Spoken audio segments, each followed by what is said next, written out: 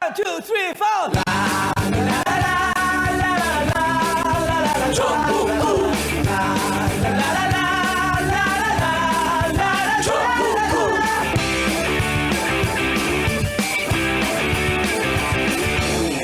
전능하신 국민의힘 정봉주의 전국구 5번째 시작하겠습니다. 대한민국은 지금 어디로 가고 있는가?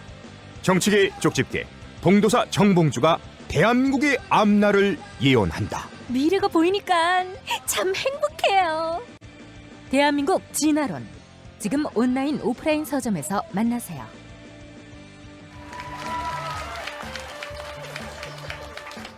제가 5년 전에 뉴욕타임즈를 시작할 때 첫 멘트가 그거였어요. 저는 이명박 대통령이 싫습니다. 그리고 나서 방송을 진행하며 굉장히 많은 닭을 먹었습니다. 그래서 이번에는 아예 닭집을 차렸습니다. 앞으로 이 닭집에서 닭을 열심히 튀기겠습니다. 밖에서 떠드는 건 이제 우리 김어준 총수 털보가 방송을 시작한다고 지금 막 박수 치는 중이에요. 열심히 해라. 그래야지 우리 쫓아오지.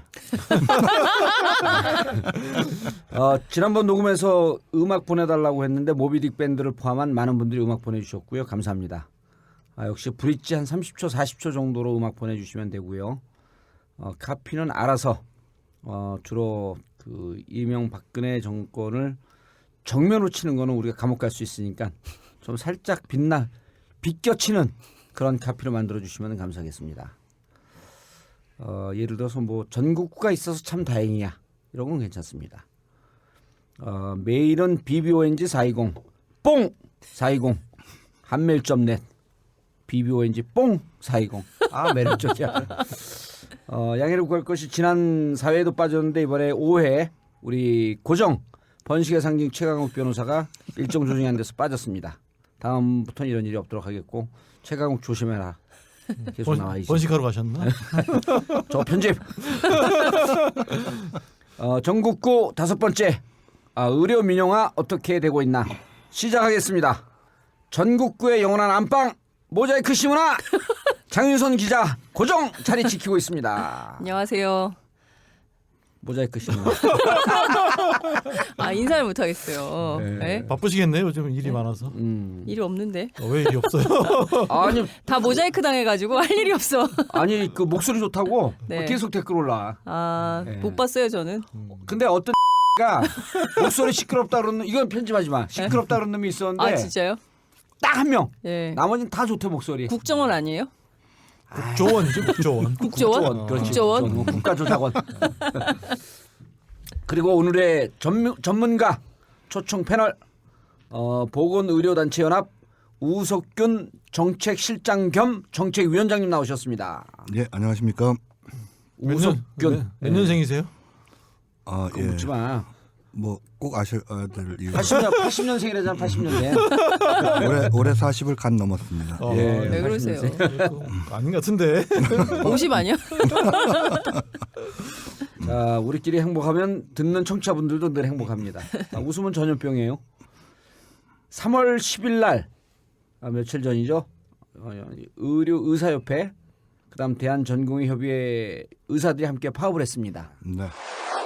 의료계는 정부의 새 정책이 의료 민영화를 부를 거라며 반발하고 있고 정부는 의료 민영화는 절대 아니라는 입장입니다. 의사협회는 여기에다 대규모 자본이 들어가는 원격 의료까지 허용되면 대형 병원만 커지고 동네 병원들은 고사할 것이라고 주장합니다.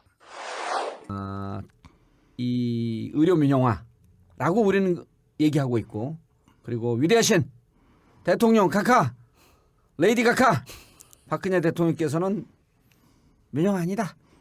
왜냐? 그리고 거기서 끝. 더 이상 묻지 마라. 네. 자, 주제로 본격적으로 들어가기 전에 10일 의사협회 파업 잠깐 얘기해 주시고 앞으로 일정이 어떻게 되는지 미리 예측 가능하게 그거 좀 얘기하시고 본 주제로 들어가도록 하겠습니다. 뭐 그 3월 10일 의사파업은 의사협회에서 이 투표를 거쳐서 결정된 거고요. 77%의 그 투표 찬성에 따라서 결정이 됐고 3월 10일은 하루 파업을 하고 예. 그 내세운 목표는 이제 요구는 세 가지였는데 일단 원격 의료 철회, 그다음에 예. 투자 활성화 대책 철회, 그러니까 의료 영리화 정책에 대한 철회, 그리고 세 번째로 보건의료 제도 바로 세우기 이렇게 예. 세 가지였고요. 앞으로 일정은 의사협회 발표에 의하면 24일까지는 준법 투쟁을 하다가 준법 투쟁이라 하면 주 40시간 예. 하고 그다음에 한 환자당 15분씩 환자를 보고 이렇게 하다가 24일부터는 6일간 파업을 하겠다 이렇게 얘기를 하고 있습니다. 오늘 정원 총리가 담화 발표했잖아요. 그래서 의사협회에서도 정부의 뜻을 존중하고 그렇지만 별 특별한 일이 없는 한 24일부터 파업은 한다.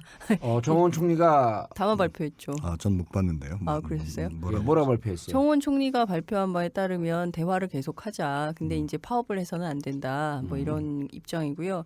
그 원격 일단 입법을 좀 늦추겠다 이런 얘기를 했어요. 지금 법률적으로 쭉 가려고 하는 것들을 늦추겠다 이런 얘기를 했는데 그거에 대해서 일단 정부 태도를 보겠다라는 게 의사협회 입장인 것 같더라고요.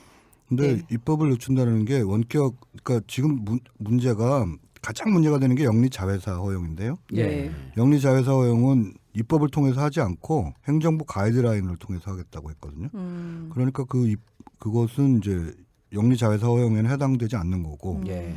원격 의료는 입법을 늦춘다 만다라고 하는 게 사실 큰 의미가 없다라고 보이는 게 지금 보건복지위가 여야 동수입니다.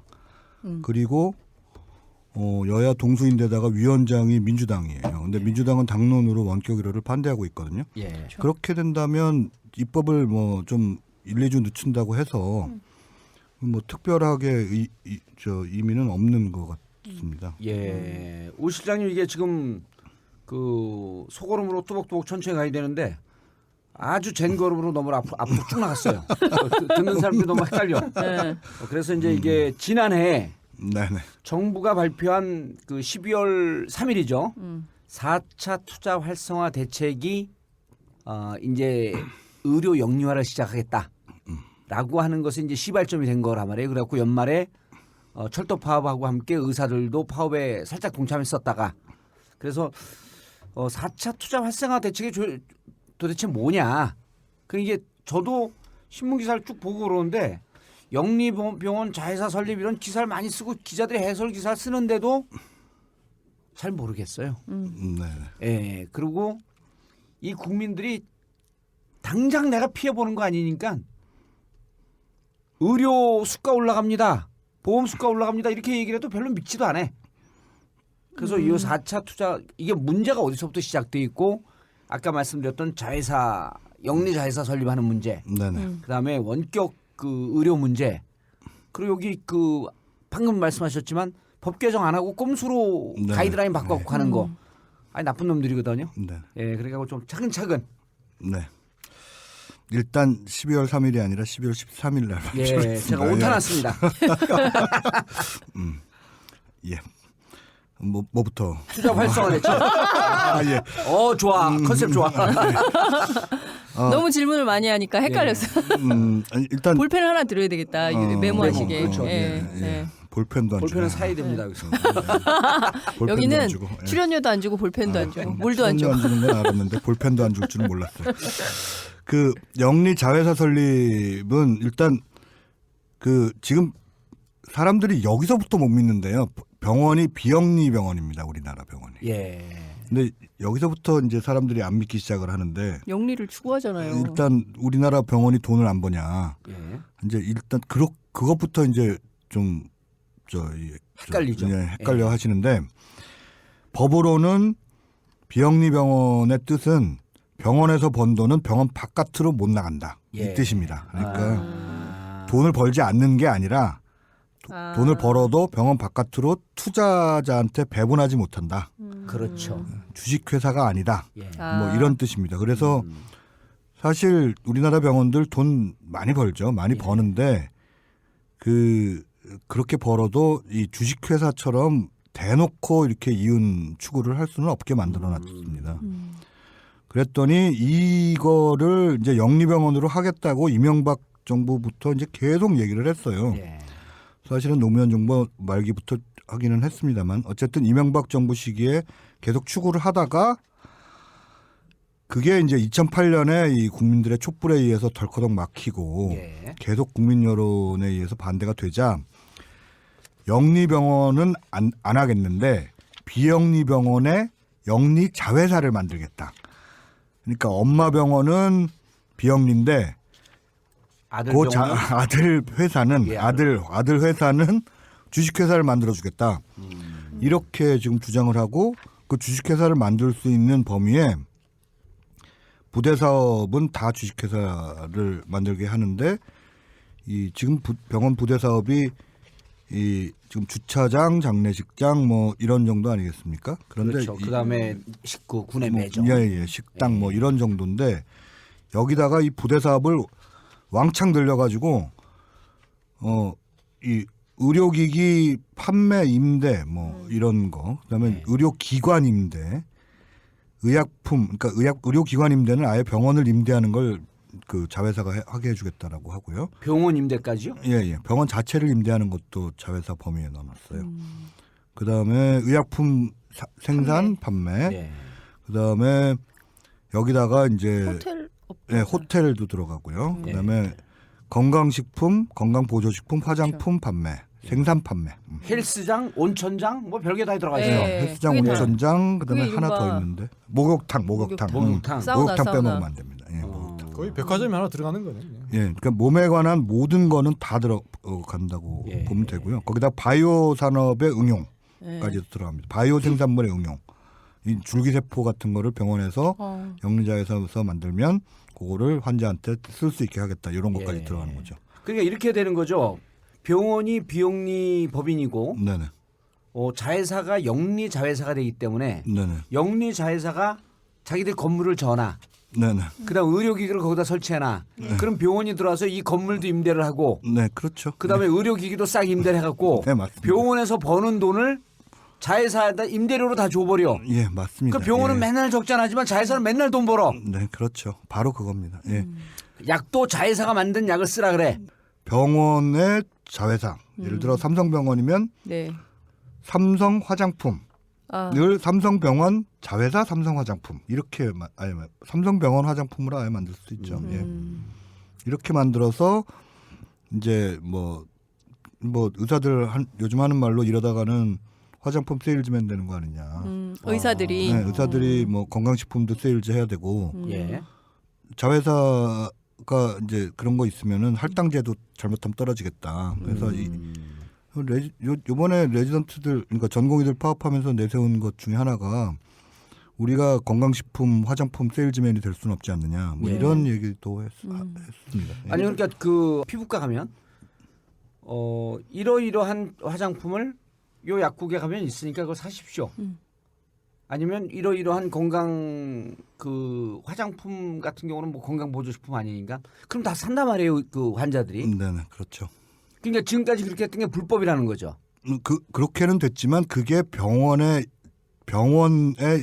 이익으로. 병원의 라벨이 찍혀 나오지는 않았죠. 아 병원의 라벨이 예. 이제는 아예 병원의 자회사로 대놓고 합법적으로 한다. 대놓고 합법적으로 그렇게 할 수가 있게 되는 거죠. 근데 예. 전반적으로 보면 우리가 이제 그 골목 상권 파괴된다고 막 그랬었잖아요. 네네. 그런데 동네 빵집, 떡볶이집 다 이것들이 재벌들이 와가지고 네네. 다 전부 무슨 이른 데면 뭐 그 이마트나 아니면은 홈플러스 익스프레스나 뭐 이런 데가 와가지고 싹 다 동네 골목 상권을 하듯이 이번에도 마찬가지로 이렇게 영리병원이 이렇게 도입이 되면 그 동네 병원들은 전부 다 이를테면 그 삼성의료원 계열사 혹은 뭐 아산병원 계열사 뭐 이렇게 되는 건가요? 가톨릭병원 계열사 뭐 이렇게 될 가능성도 있는 거네요. 그다음에 이제 그 인수합병도 허용이 됐고 M&A. 예, 인수합병이 원래 의료법인간에는 인수합병이 허용되지 않았었습니다. 지금까지는. 지금까지는 해산하면 국고 귀속이었어요 자산이. 그러니까 사실은 비영리법인이 국가 자산이었어요. 아 병원이 해산하면 국고로 그 환수가 되는 건가요? 국고나 지방 그러나 자치단체로. 비영리 법인이니까. 그렇죠. 예, 비영리니까 그렇게 됐었는데 이제는 그걸 인수합병을 가능하게 해서 사실은 사고 팔게 해주는 그런 걸로 이제 이번에 바꾼다고 하고요. 예. 거기다가 병원의 임대, 의료기관 임대를 자회사가 할 수 있지 않습니까? 예. 그러니까 의원 같은 경우는 임대 건물을 다 지어놓고 하나씩 들어오게 할 수 있어요. 이렇게 되면 체인이 가능해지죠. 지금 장윤선 기자님이 말씀하신 것처럼 예. 그런 식으로 체인화가 의료기관 임대를 통해서 가능해지는 거죠. 그러니까 우리가 그동안 병원은 국민의 건강권을 담보해주는 이른바 공공의 공익의 사업장, 공익법인화처럼 돼 있었는데 이게 전부 그냥 그 사형화되는 방식으로 가는 거잖아요. 그렇죠. 이제 최소한 치료하는 곳이고 예. 대놓고 그 돈벌이를 하는지는 못하는 곳 이렇게 돼 있었는데 이제는 아예 영리 자회사를 만들어 놓고 자회사가 병원에게 의료기기 임대해주고 예. 그래서 리스료를 받고 아예 병원까지 임대를 해주고 리스료를 받고 의약품은 뭐 병원 자회사에서 만든 거 의약품 쓰도록 하고 뭐 이렇게 하면은 사실은 그 자회사에 투자한 외부 투자자가 돈을 벌려면 이게 그 기계는 기계대로 돌려야 되고 의료기기에는 돌려야 되고 의약품 많이 팔아야 되고 그다음에 병원 임대료는 또 올려야 되니까 병실료도 올려야 되고 근데 이 의료 자회사가 돈을 벌기 위해서는 결국은 환자한테 돈을 벌 수밖에 없기 때문에 결국은 영리병원이 되는 거랑 똑같죠. 예. 그래서 영리병원의 이제 단점은 결국은 그 돈을 벌기 위한 예. 없는 데서 생돈을 끌어내는 거 아니에요. 그러니까 결국 그 환자의 주머니를 털 수밖에 없다. 예, 그렇습니다. 그러니까 병원 수가가 올라갈 수밖에 없는 구조가 되는 거 아닌가요? 이 병원비가 올라가고요. 예. 이 미국 같은 경우를 보면 예. 영리병원과 비영리병원을 비교해 보면 예. 환자 1인당 의료비가 최소한 한 20% 정도 비싸다. 영리병원이 네네. 영리병원이 비영리보다 환자 1인당 이렇게 비싸다 이렇게 나와 있습니다. 그러니까 최소한 20% 정도를 예상할 수 있고 우리나라에서는 이게 전 국민적으로 보면 이거 자꾸 숫자가 나오는데 괜찮을까요? 괜찮아요. 네. 그 정도는 다 알아들을 수 있는 훌륭한 청취자들이니까. 이 2009년에 보건산업진흥원이라는 그 국가연구소에서 낸 거 보면은 우리나라 전체 병원의 6.8%가 한 7% 정도가 영리병원으로 넘어가면 1년에 7천억에서 2조 2천억 원이 더 든다 이렇게 얘기했습니다. 의료비가요? 예. 6점 몇 %요? 6.8%요. 6.8%. 예. 근데 그래서 지금은 이게 우리나라의 의료 법인에만 해당하는 것일 뿐만 아니라 지금 비영리 법인으로 가면 뭐 상속도 문제가 되고 이 여러 가지가 문제가 돼서 개인 병원으로 남아 있는 병원들이 굉장히 많거든요. 이 병원들도 이제 다 의료 법인 병원으로 해서 영리 자회사로 만들어지겠죠. 거기다가 사립 대학병원까지도 영향을 미칠 수가 있기 때문에 부대 사업은 다 만들 수 있게 돼 있기 때문에 그럼 우리나라 전체 병원이 다 이렇게 간다는 거예요. 전체 병원이 그러니까 아까 그거를 이제 좀 그 이해하기 쉽게 7%가 영리병원으로 갔을 경우에 맥시멈이 2조가 좀 넘는데 한 2조쯤으로 계산해 보니까 1년에 2조가 늘어난다는 거 아니에요? 네, 1년에 2조가 늘어나는데 그럼 국민 1인당 계산해 보니까 1인당 4만 원이 느는 거예요. 4만 원이. 네네. 근데 한 가구가 보통 4인 가구니까 16만 원이 느는 거예요, 1년에. 근데 그건 7%니까. 7%니까. 근데 이제 미국처럼 한 30%쯤 보면 4배거든요. 16만 4배니까 한 7, 80만 원이 확 늘어버리는 거야 1년에. 그렇게 계산을 못 해봤는데. 그러니까 아니 근데 그 실질적으로 피부에 오는 걸 얘기를 해줘야 돼요 이게. 그러네요. 아니 근데 그 의료비가 증가하는 것도 증가하는 것이지만 문제는 그러니까 의료 서비스의 질이 그러면 그만큼 좋아지는 거냐. 원격 의료하면은 정말 당뇨병, 고혈압 이런 거가 바로바로 다 관리가 되는 거냐. 꼭 그렇지 않다는 거 아니에요. 그리고 무엇보다 저는 뭐가 위협적이냐면 저는 그 한 전공의가 글을 올렸더라고요. 거기 보니까 자기가 이제 전공을 선택해야 되는데 그 사실 우리나라가 OECD 국가 중에 유일하게 그 산모 사망률이 높다는 거예요. 그러니까 애 낳다가 죽거나 이런 사람들이 굉장히 많다는 거죠. 근데 사람들이 그런데 아니 그 전공의 얘기예요. 따르면. 따르면 저도 OECD 확인 안 해봐가지고. 근데 여하튼 그런 얘기를 하면서 뭐냐면 흉부외과나 산부인과나 이런데 지원을 하는 이들이 줄어들고 있다. 그리고 전부 이제 피부과 뭐 이런 돈 되는 거. 예. 그러니까 이게 이를테면은 그 대학을 졸업하고 그러니까 의사로서 자기가 어떤 인수를 펼치고 의술을 통해서 뭔가 이렇게 사회에 공익에 봉사하고 이런 직업이 아니라 전부 돈 버는 대로만 가야 되겠다. 인기학과로만 간다는 거예요. 근데 자기도 어쩔 수 없이 그런 선택을 할 수밖에 없을 것 같다. 이런 자기 고백을 했어요. 그러면서 전반적으로 뭐냐면 그 이제 이게 골고루 모든 것이 골고루 그리고 또 서울 수도권과 지방과의 어떤 균형을 맞춰줘야 되는데 의료 불균형도 심각해질 거고 전부 수도권에 몰릴 거라는 거죠. 그런 영리 그 병원들이. 예. 그러면 결국엔 뭐 치료를 받으려면 그런 건 아예 의사가 없는 지역이 막 발생할 수도 있는 거죠. 의사가 없을 뿐만 아니라 하려면 서울까지 와야 되는데 점점 더 오다가 불편해지는 거예요. 그러니까요. 예, 그러니까 영리병원의 특징이 또 하나가 뭐냐면 아까 그 똑같은 보고서에서 얘기한 게 예. 7%가 그렇게 되면 전국에서 90개 병원이 없어질 거다. 지역 병원이. 야, 그 그러면 의사가 이 대도시로 몰릴 거기 때문에 70개가 없어진다. 그렇게 그 국가 보고서입니다. 그게.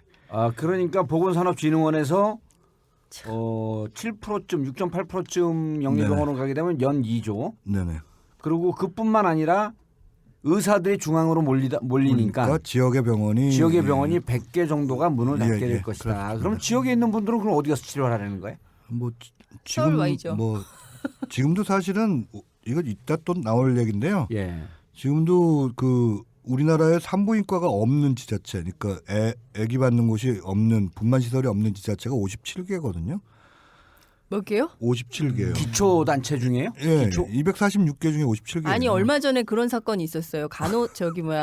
그 여군인데 네네. 여군인데 계속 과로를 했는데 예. 이 여군이 과로를 하다가 이제 산모였던 거예요. 산모였는데 계속 과로를 하다가 이제 병원 갈 시간이 없고 병원 가려면 인제 이 양반이 인제가 맞아요. 어디 있는데 예, 인제에서 어디 속초까지 가려면 상당히 시간이 걸린다는 거예요.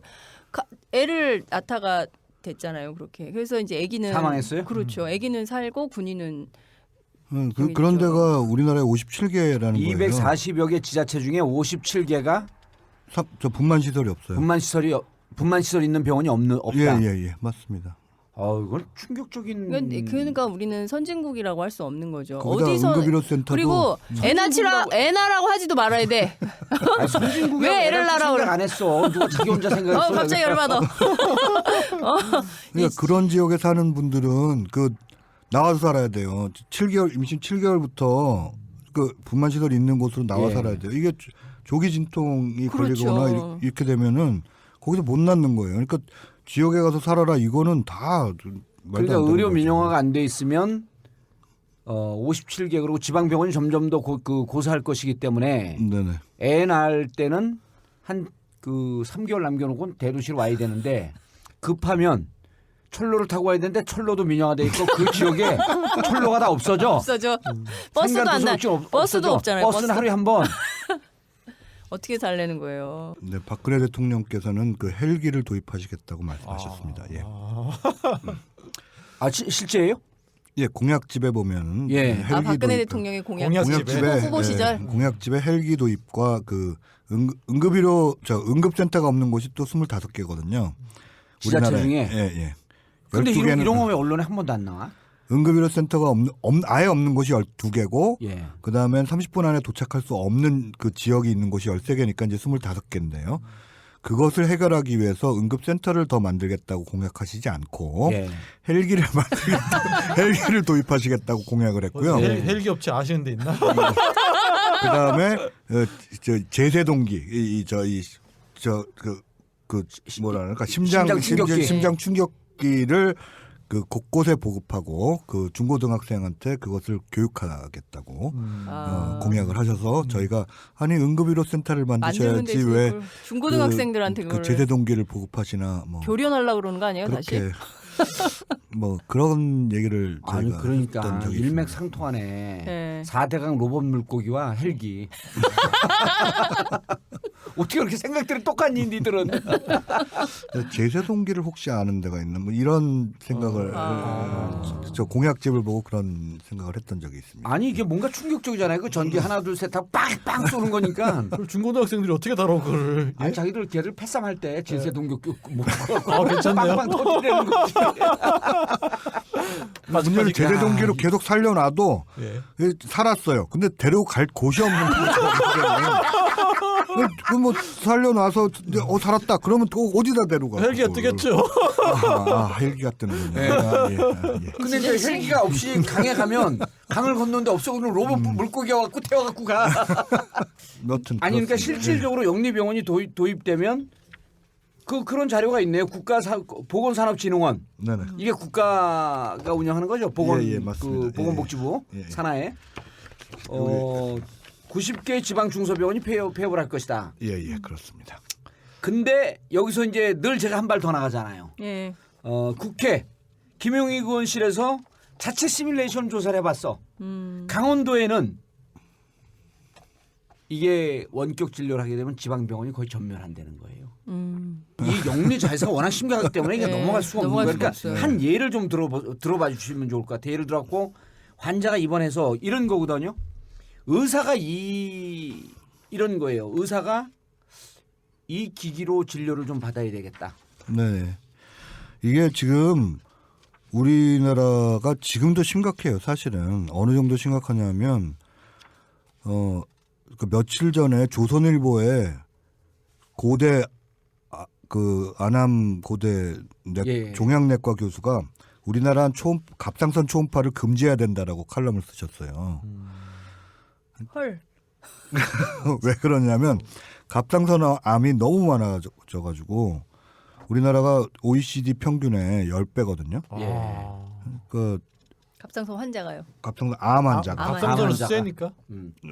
그러니까 근데 그 분이 보기에는 갑상선암 이거 별로 수술하지 않아도 될 갑상선 결절이나 뭐 이런 종양 같은 걸 다 수술한다는 거죠.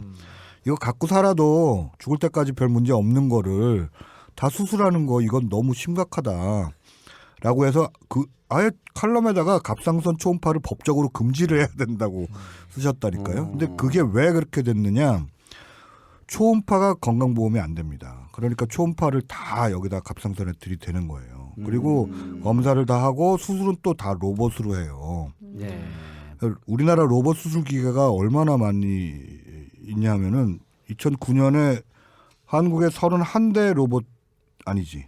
아시아에 31대 로봇 기계가 있을 때 한국에 28대가 있었어요. 31대 중에 28대. 네, 예. 그럼 나머지 나라에 3대가 있었고 우리나라 28대. 일본에 3개. 일본에 3개, 한국에 28대. 유럽에는 없는 나라도 있었을 때 이 우리나라에 로봇이 이렇게 많았던 거는 갑상선이라든가 뭐 여러 이 기계를 너무 많이 지금 쓰고 있는 거죠. 그러니까 갑상선암이 다른 나라의 10배가 된 거예요. 그렇다고 해서 우리나라 갑상선암이 원래 다른 나라보다 많으냐? 많은 것도 아니고 그런 것도 아니고 치료율도 똑같고 생존율도 다 똑같은데 그렇게 된 거거든요. 오죽하면 그 교수분이 초음파를 금지해야 된다라고까지 했겠어요. 근데 이게 이제 이런 식의 과잉 진료가 되는데 앞으로는 그 의료기기를 영리자회사에서 빌린다. 이렇게 되면 그 기계를 얼마나 더 많이 돌려야 될 거냐라는 거죠. 그렇죠. 그러니까 요새도 사실 병원에 가보면 병원에서 그러니까 특별하게 뭘 많이 한 건 아니고 몇 가지 검사를 했을 뿐인데 후딱 몇십만 원 나오잖아요. 그렇죠. 그리고 병원 가보면 과잉 진료에 이가 대표적으로 검사비에서 되게 많이 나오는 것 같더라고요. 그러니까 불필요한 검사를 막 이것저것 해가지고 그러니까 실례로 그냥 대형 병원에 애가 만약에 갑자기 열이 올랐는데 얘가 왜 계속 열이 안 떨어질까 해서 급한 마음에 엄마들이 이제 데리고 응급실에 가잖아요. 큰 병원 응급실에 가면 밤새고 나오면 30-40만 원이에요. 그렇게 많아요. 예. 꼭 필요한 건 보험이 안 돼. 예. 필요한 건 보험이 안 되고 그리고 비급여지 비급여. 예, 보험 비급여. 비급여로 되는데 예. 그러니까 이제 아까 그 갑상선 그 예를 드셨는데 네네. 초음파가 비급여 아니에요. 예. 그러니까 환자한테 돈을 더 많이 뽑아내기 위해서 초음파를 들이대는 거고 굳이 수술하지 않아도 되는데 될 거를 로봇 수술 기계를 들이대 갖고 환자로부터 돈을 더 많이 빼내려고 하는 게 지금도 진행되고 있는데 그 오죽하면 그 의사가 교수분이 그렇게 말씀하셨겠어요. 그 교수분이- 그러니까 암으로 얘기를 이게 이게 원래 1cm 미만이면 최근에 예. 뭐 0.5cm 미만으로 줄이자라는 얘기까지 나오고 있는데 어쨌든 간에 예. 갑상선 이 결절이나 이런 부분들은 작은 거면 아예 건드리지 말라는 거거든요. 근데 다 하니까 그럼 사람 그 환자한테 와갖고 갑상선 암입니다. 종양이 있습니다. 이러면 더러 겁이 날 거 아니에요. 그럼 다 하게 되죠. 다 하게 되죠. 그러니까 그런데 이게 이제 그 의료 영리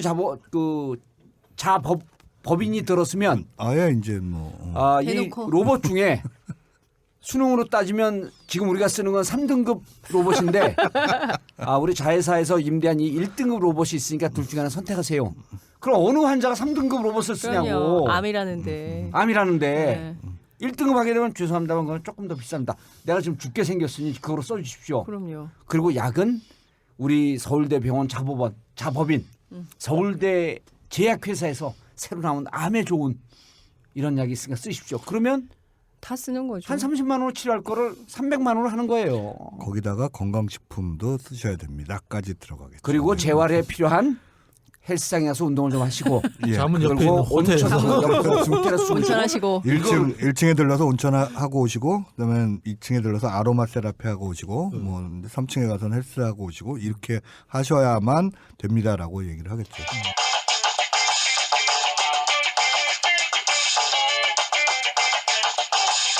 1%만을 위한 기울어진 세상 진실보도 없고 단지 찌라시만 판을 치는 세상 우리에겐 전 국민이 있어 우리에겐 진실만이 있어 우리에겐 전국구가 있어 우리에겐 전봉주가 있어.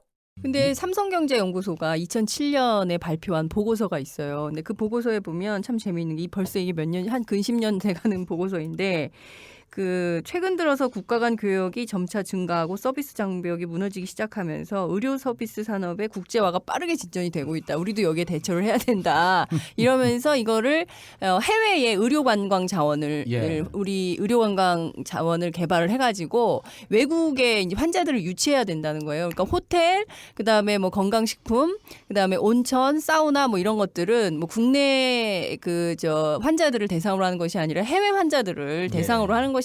그러니까 이것은 결과적으로 해외의 자본이 우리 국내로 들어오는 것이니까 투자 활성화 차원에서 반드시 해야 되는 것이다라고 주장을 하고 있어요. 근데 실질적으로 박근혜 정부가 계속 주장하는 게 투자 활성화 차원에서 그 국내 불필요한 환자들을. 그렇죠. 동원하게 되는 것이고 결과적으로 그리고 해외에서 얼마나 올지 그것도 굉장히 의문인데 사실은 해외 환자를 자꾸 주장을 하는데요. 네. 현호석 부총리가 작년에 기자들한테 이제 천기 누설을 하셨는데 14만 명이 작년에 해외 관광으로 왔다고. 의료 관광으로. 예, 의료 관광으로 왔다고 이제 굉장히 정부가 이제 자랑을 했거든요. 예. 근데 얘기를 하다가 6천 명이 왔는데 이렇게 얘기를 하셨어요. 아니 아까 14만 명이라더니 왜 6천 명이냐 이렇게 물어봤더니 진짜 의료 관광으로 온 사람은 6천 명이고 이렇게 이제 천기 누설을 하셨는데 사실은 의료 목적으로 관광을 온 사람은 6천 명이고 사실은 다른 14만 명은 왔는데 배가 아파서 뭐 이런 분들 또는 국내에 사는 외국인. 국내 사는 외국인. 국내 사는 외국인까지 다 친 거죠. 제가 아는 그 의료 관광 코디네이터가 한 명 있는데 그 관광공사에서 하는 거 보니까 관광 코스로 그 의료 관광이 들어있더라고요. 근데 가서 그냥 병원 가서 한 방문하고 거기서 팩 하나 정도 받아가고 뭐 그 정도로 그냥 요식행위로 하는 게 많더라고요. 그런 걸 다 쳐서 14만 명인 거지. 사실은 의료를 목적으로 온 사람은 그야말로 0.0 몇 프로 뭐 이 정도 수준이거든요. 근데 그런 거를 자꾸 내세우면서 그 뭐 영리방언이 돼야 되고 뭐 무슨 호텔이 필요하고 뭐 특히 호텔 같은 경우는 외국 사람을 위한 호텔을 메디텔이라고 부르는데 메디텔. 네, 메디텔이라고 부르는데 그걸 지어야 된다고 주장을 하더니 그게 외국 사람만 아니고 한국 사람도 투숙할 수 있다. 뭐 이렇게 바꾸질 않나.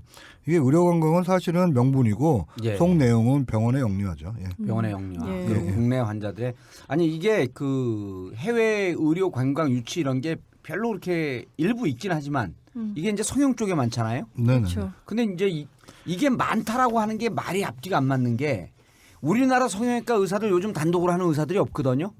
그래요? 묶어서 하잖아요. 의사들 몇 명 묶는데 대부분의 이 사람들이 주로 관광객 어디서 오냐면 중국에서 오기 때문에 중국에 이미 병원을 다 냈어요. 그러니까요. 중국에 합자법인 갖고 중국 의사학교 갖고 합자법인 갖고 여기 들어오질 않아요 별로. 그러니까 아까 재미 말씀하신 게 딱 정확해요. 예. 어떻게 이렇게 아시지? 모르는 게 뭐가 있어 내가. 깔때기를 또. 아니 실제로 그래요. 그 삼성 그 보고서에 보면은 차병원 예측과 이런 데들이 이미 한국의 의료기관들이 중국, 베트남, 러시아에 진출해가지고 주로 성형 목적으로 예. 성형 목적으로 한국을 찾는 의료 관광객들이 늘어나고 있다.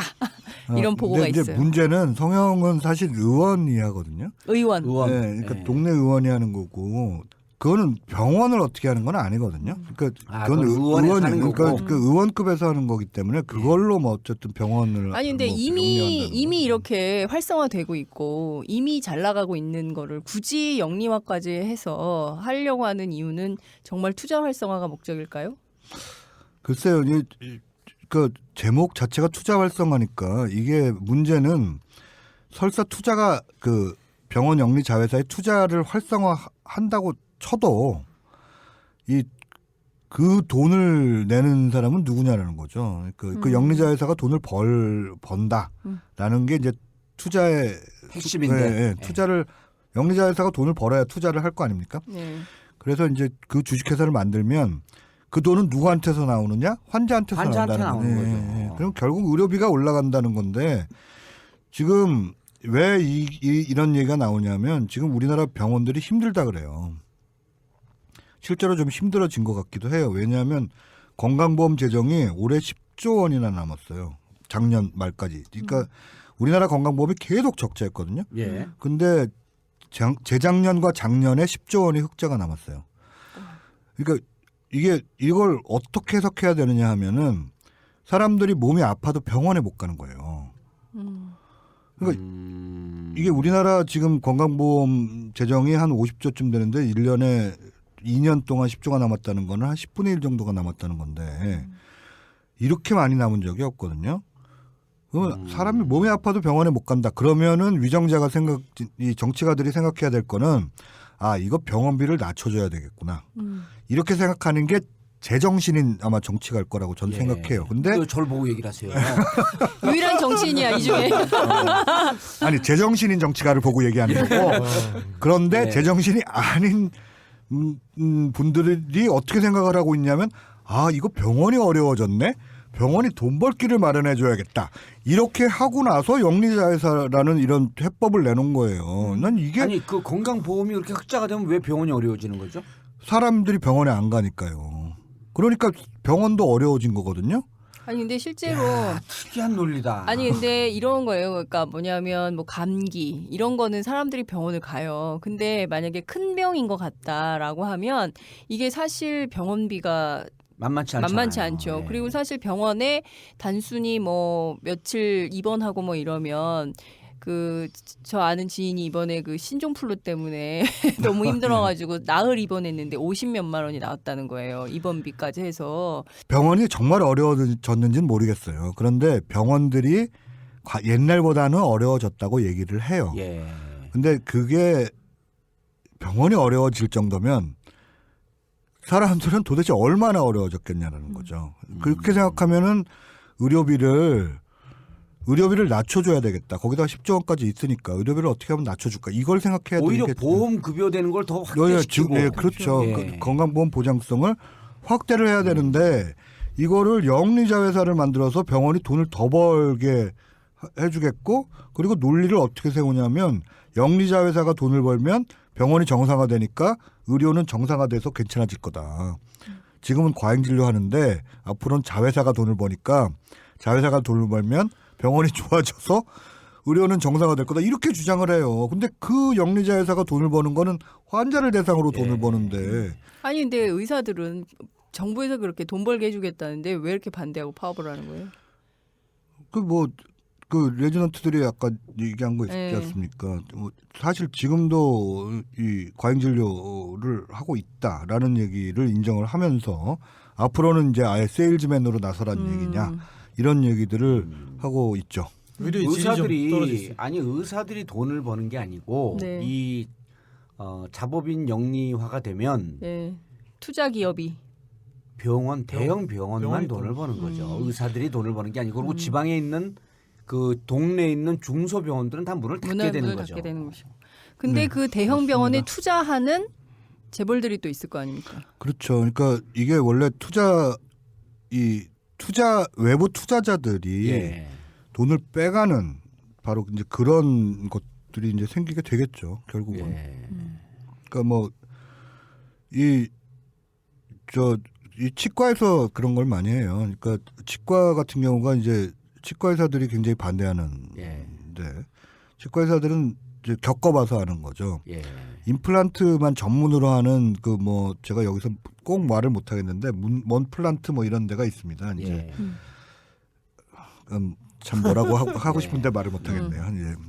그 세 회사가 있는데 그 회사에 들어가면 한 달에 1,000,000원씩 준다. 의사한테. 예, 몸만 들어오면 된다 너는. 그렇게 하는 거고 다른 데서 임플란트가 이제 뭐 한 130만 원 뭐 이렇게 할 때 거기서는 80만 원 이렇게 받아요. 예. 근데 그 문제는 회사에서는요. 예, 고 치과에서는. 그러니까 80만 원이니까 다 골로 가죠. 예. 근데 이제 문제는 하나 뽑아도 될 걸 4개를 뽑는 거죠. 일을. 그러니까 이 임플란트를 4개를 해버리는 거지. 그러니까 그 자체가 그냥 과잉 진료네. 예, 그렇게 하는 거예요. 근데 그거를 이제 이렇게 지금 영리자회사를 만들면 지금 그 병원은 사실은 다 하나하나씩 돼 있지만 예. 이게 사실은 다 네트워크거든요. 근데 이게 이번에 이런 식으로 영리자회사가 되면 영리자회사를 지주회사로 두고 이걸 네트워크로 아예 그렇죠. 합법 네트워크로 만들 수가 있게 되죠. 그러니까 본 병원보다 영리자회사가 수십 배 막 더 커지는 그런 기현상이 벌어지겠네. 그거는 못하게 이제 법으로 예. 전체 자산의 20%만 투자할 수 있도록 예. 어디 병원이요? 예, 병원이 자회사의 30%만 투자할 수 있도록 해놨습니다. 29% 투자하고 그 우회 투자라고 하는 것도 있잖아요. 예, 맞습니다. 아니, 돌려받기 뭐 한두 번 해봤어? 그리고 이제 외부에서 30% 받고 자기가 30% 투자를 한다고 해서 그거를 갖다가 남용 방지 장치라고 해놨어요. 근데 그거는 사실은 주식 상장을 했는데 갑자기 주식이 뭐 2배로 뛰었다라든가 이렇게 되면 그걸 30%로 멈춰질 리가 없지 않겠습니까? 그렇죠. 그러니까 이거는 뭐 남용 방지 장치가 이 주식을 상장하는 순간 예. 시장에 나가는 순간 남용 방지 장치가 안 되겠죠. 안 되죠. 그리고 처음에 우리 병원에서 30% 이상을 자회사에 투자하지 말라 그래도 이게 이러저러한 방식으로 차명으로도 들어오고 돌려 들어오고 돌려막기 하고 이런 식으로 해갖고 자기가 전체 지분의 51%가 우호 지분 있잖아요. 우호 지분. 네네. 예. 아니 우리 병원은 29% 투자하고 장모님이 또 한 5% 투자하고 장인이 2% 투자하고 장인의 친구 이거 누가 알려준 거야? 총계재단 사위환원 사위환원. 이런 짓거리들 하고 있으면서 이거를 막기는 어떻게 막아요? 하여튼 정부 얘기가 그렇다는 얘기지 저를 이렇게 혼내시면 정부에서 나오신 거 아니에요? 아니 정부가 혼내는데 박근혜 정부가 그렇다. 제가 혼내는데 왜 잘못하고 저 고개를 숙이고 계세요? 아니 그리고 이제 그다음 그 주제가 원격 의료예요. 원격 의료는 보니까 복지부조차도 작년 13년 네, 2013년. 감옥 갔다 온 것 때문에 한 해가 자꾸만 헷갈려. 2013년 6월에 보건복지부가 원격 의료에 대해서 반대 입장을 표명을 해요. 이유가 뭐냐면 서비스 대상자가 이제 상간도서벽지에 있는 노인이나 장애인들 이런 취약계층인데 네. 이분들이 어떻게 의료기기 활용이나 모바일 앱이나 IT를 이용한 원격 진료 예약이라든지 화상 상담, 네. 진료, 인터넷 결제 이건 나도 할 줄 몰라. 아니 엄청 나도 IT 얼리 어댑터인데 이거 못해요 이런 거. 이런 거에 취약하기 때문에 이게 원격 진료를 도입하는 건 옳지 않다. 그런데 이 친구들이 복지부가 느닷없이 4개월 만에 그렇죠. 반대하다가 느닷없이 기습적으로 입법 개정을 예고를 해요. 그 사이에 일이 있었습니다. 그 사이에 그 사이에 일이 없었으면 우 실장님은 안 부르지. 그 사이에 박근혜 대통령께서 그 한 달 사이에 예. 창조 경제 아이콘으로 원격 의료를 공개석상에서 5번 언급하셨습니다. 그래서 바뀐 겁니다.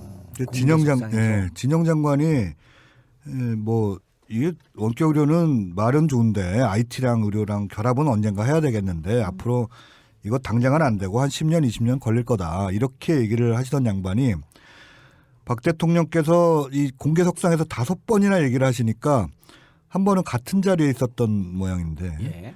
그 순간 말을 바꾸시면서 이 원격 의료를 막는 이런 행위는 이 창조 경제를 막는 것이다. 뭐 이렇게 발언하시면서 복지부가 바뀌기 시작을 했습니다. 그러고서 입법 예고를 한 거죠. 네, 그렇습니다. 지금 원격 의료는 어디까지 가 있나요, 그러면은? 원격 의료는 입법 예고를 하고 이제 그거를 일부 수정을 해서 뭐 일부 수정을 했다고 해도 원격 의료를 하겠다는 건 마찬가지인데요. 예. 어쨌든 대상은 800만 명 대상이고요. 그러니까 도서벽지, 그다음에 뭐 오지, 뭐 그다음에 교도소, 독거노인, 그다음에는 수술 후 정기적으로 관찰이 필요한 환자 예.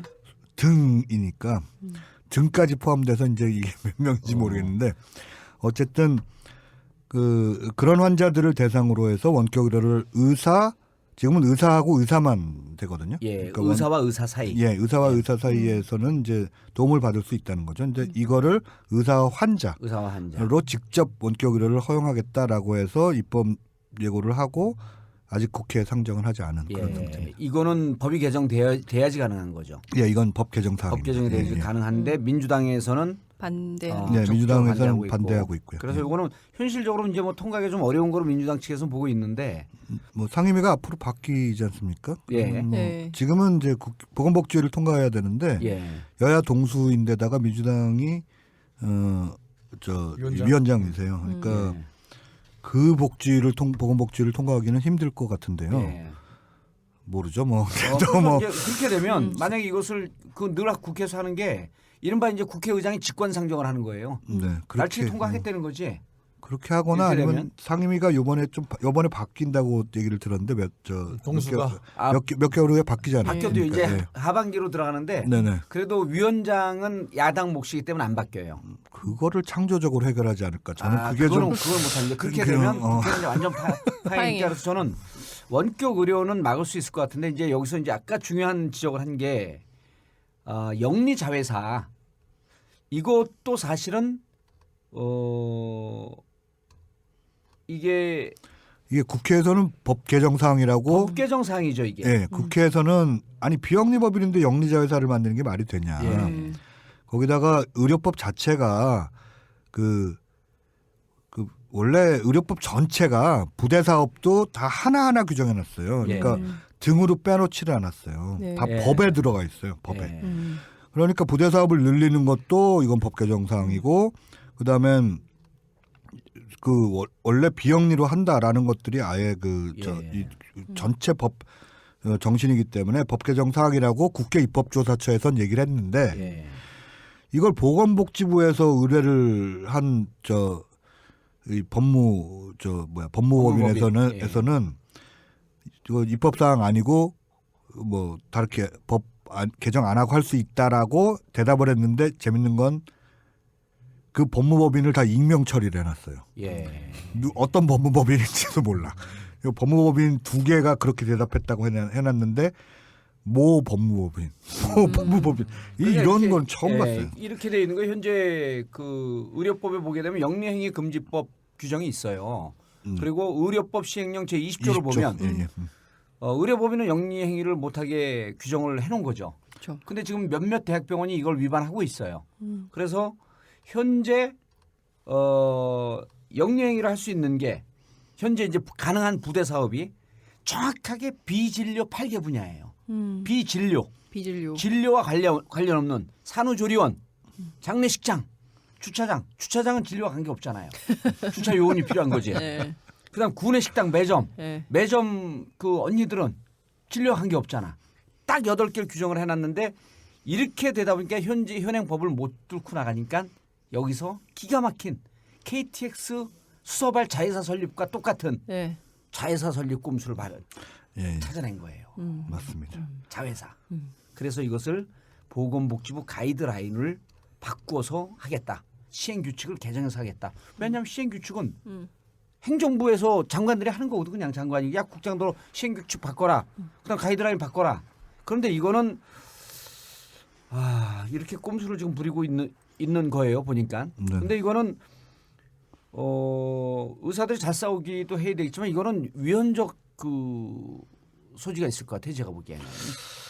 글쎄요, 이거는 의료민영화 저지 범국민운동본부가 이제 저 발족을 했습니다. 여기에 250개 시민사회단체 참여했는데 그다음에 그 민주노총 우리 뭐 이렇게 여러 시민사회 진영 노동조합 이렇게 다 참여를 했고요. 예.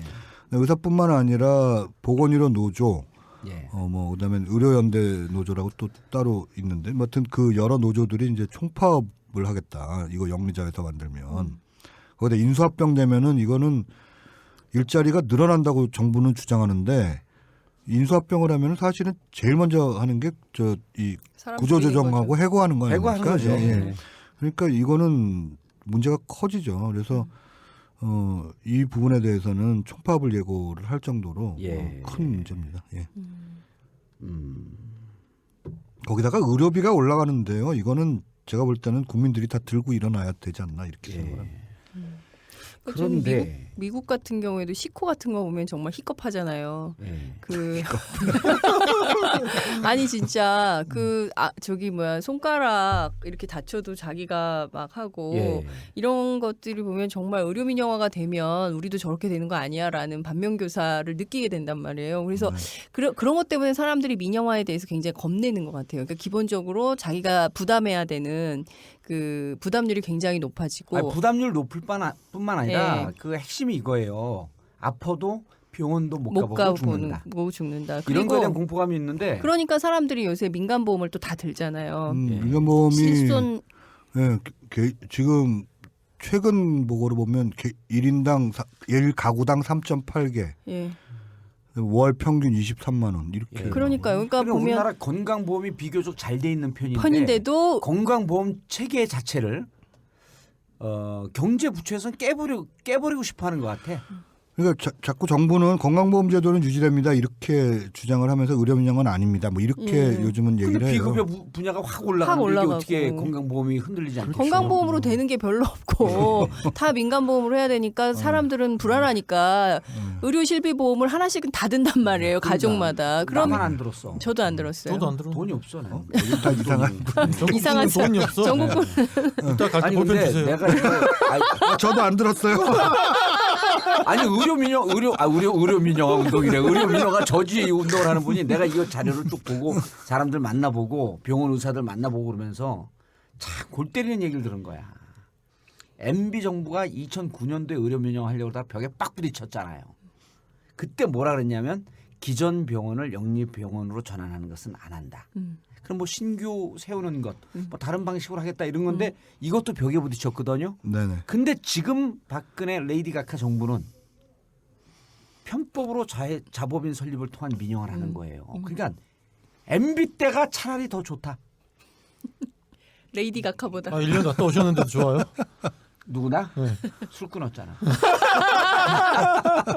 아니 이런 얘기를 들을 정도로 지금 최악인데. 그렇죠. 그리고 보면은 그러니까 제가 이제 보면서 2012년도에 이제 그 법무부 출장 가 있을 때 안에서 법무부 출장. 그 런던 올림픽. 네네. 런던 올림픽을 개막식을 해줬어요. 우리도. 보여줬다 이거죠. 편집 안 하고. 근데 거기서 인상적인 걸 딱 본 거야.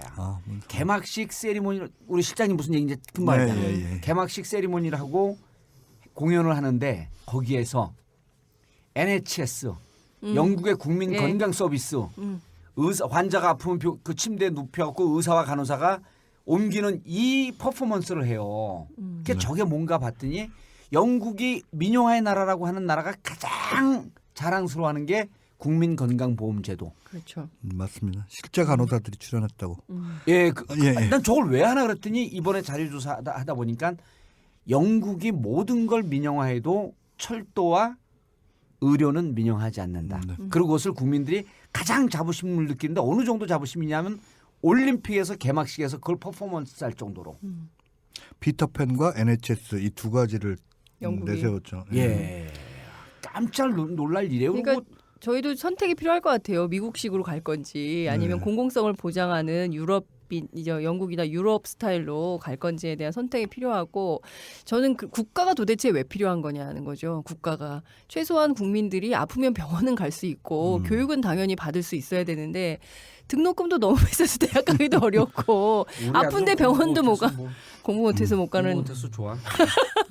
여하튼 근데 이런 측면에서 아주 근본적인 좀 문제의식 근데 더 있는데 문제가 예. 영리병원만 하는 게 아니고요. 네. 예. 영리약국도 이번에 하는데. 그러니까 약국도 하죠. 영리약국. 예. 예. 약국 법인 체인- 약국도 하겠다. 그것도 체인으로 도입하겠다. 체인으로 그렇죠. 예. 그러니까 그거는 그 이마트 이런 게 그 네트워킹 하면서 지역으로 골목 상권 파고드는 거하고 똑같은 거 아닌가요? 네, 실제로 이마트에 벌써 약국도 들어서고 있고요. 예. 그다음엔 코롱, 그다음에 뭐 CJ가 올리브영 뭐 이런 식으로 이미 벌써 올리브영 CJ에서 하는 예, 거예요? 예, 예. 그런 식으로 이미 더 들어오고 있거든요. 거기가 그 의약품 유통업부터 시작해서 이제 아예 약국까지 예. 잡겠다라는 거죠. 이미 그러니까, 알고 준비를 하고 있는 거네요. 예, 그렇게 다 들어오고 있고 이게 그렇게 되면 미국 같은 경우에 약값이 천정부지로 올라가요. 약값 미국이 우리나라 약값에 엄청나게 높거든요. 예를 들어서 그 뉴욕타임즈에 뭐가 기사가 났었냐면은 숨 쉬는데 돈이 너무 많이 든다 이런 기사가 났어요. 그게 숨 쉬는데. 예, 그 천식 환자를 다루는데 영국에서는 이 천식 흡입기 있지 않습니까? 이거 이렇게 예. 하는 거. 예. 이게 라디오구나. 보여줘야 되는데. 그게 미국에서는 한 달에 이 400달러가 든다는 거예요. 그거 하나에. 한 개. 네, 한 개에 400달러라는 거예요. 그러니까 천식 환자들이 호흡하기가 어려우니까 호흡을 할 수 있는 보조기 이렇게 들여 마시는 거를 천식 쓰는데 흡입자가 400달러인데 400달러 정도 든다. 근데 그 영국에서는 9달러라는 거예요. 그래서 우리는 이민 가야 되겠 미국 사람들이 그러니까 400달러가 들면서 너무 비싸다. 이제 숨 쉬는데 왜 이렇게 돈이 많이 드느냐. 숨 쉬는데 돈이 많이 든다. 예. 그러면서 얘기를 하는 게 근데 우리나라 돈으로 계산하면 천식 흡입제 하나에 40만 원이란 얘기인데 그래서 제가 찾아봤어요. 우리나라는 이게 똑같은 거를 얼마나 하나. 예. 그랬더니 우리나라는 15,000원이더라고요. 근데 15,000원인데 건강보험 적용이 되면 이게 30%를 내야 되니까 5,000원. 예. 5,000원 좀 안 되겠구나. 예. 하여튼 그 정도인 거죠. 이게 미국 약값이 우리나라에 진짜 엄청나게 높아요. 근데 이게 왜 이렇게 되냐면 제약회사랑 그 유통업체랑 약국이랑 이게 다 이게 한 개 통으로 이렇게 다 통합이 돼서 그렇게 되는 거거든요. 통합이 돼서 그것에 실질적으로 장악하고 있는 게 거대 자본이 장악하고 예, 있기 맞습니다. 때문에 예. 그들이 완전히 이 국민들은 그러니까 거대 자본이 약국과 병원을 다 장악한 상태에서 국민들을 포위한 거예요. 그렇죠. 아니 포위해서 국민 섬멸 작전을 하는 것 같아 지금 보면. 뭐 심지어 그래가지고는 미국은 정부가 약값을 결정하지 않고 예. 민간보험회사가 약값을 결정하는 나라예요. 그거를 못하게 하겠다는 게 오바마 케어고요. 예. 뭐 그러니까 제약회사들이 뭐 난리 민간보험회사 제약회사들이 뭐 그 오바마 케어가 우리나라 건강보험 도입하자는 것도 아니고 정부가 약값 정하자 민간보험에는 강제 가입해라 뭐 이 정도밖에 별로 우리나라를 보면 별 개혁도 아닌데 그거에도 난리를 쳐가지고 연방 정부를 다운시키고 뭐 이렇게 하는 그런 꼴이 그러니까 이익이 나오죠. 걸려 있으니까 이제 그렇게 하는 거죠 기업들이. 그렇죠. 우리나라도 예. 그럼 천식 호흡기 5,000원짜리가 440만 원이 될 수 있다는 얘기네요. 50만 원이죠 400불. 근데 이렇게 하면 괴담이 되는 거고 예. 많이 오른다, 많이 오른다 아니 이렇게만 그러니까 하셔야 실질적으로 미국에서 400불을 그 1,000대1로만 계산해도 40만 원 아니에요. 네. 그렇죠. 근데 우리 5천 원 아니야. 보험급여가 적용이 되니까. 적용이 돼. 네. 그럼 몇 배가 올라가냐? 80배가 올라가는 거예요. 미국식으로 가게 되면은 건강보험 깨지고 미국식으로 가고 이거 다 그렇게 되면은 그 정도로 올라가겠죠. 아니 그러니까 이제 현 정부는 이쯤 해야지 괴담이지. 이건 괴담이 아니야. 80배 올라간다는 건 괴담이 아니고 80배 정도로 비싸지기 때문에 건강을 잘 지켜서 천식 걸리지 마라. 이 정도는 우리 국민 건강 생각한다. 이쯤 돼야지 괴담이지. 하여튼 미국식으로 미국의 약값이 비싼 이유가 이런 식으로 약국조차도 다 재벌들이 장악하고 재벌들이 있기 때문에. 장악하고 있기 때문에 그렇습니다.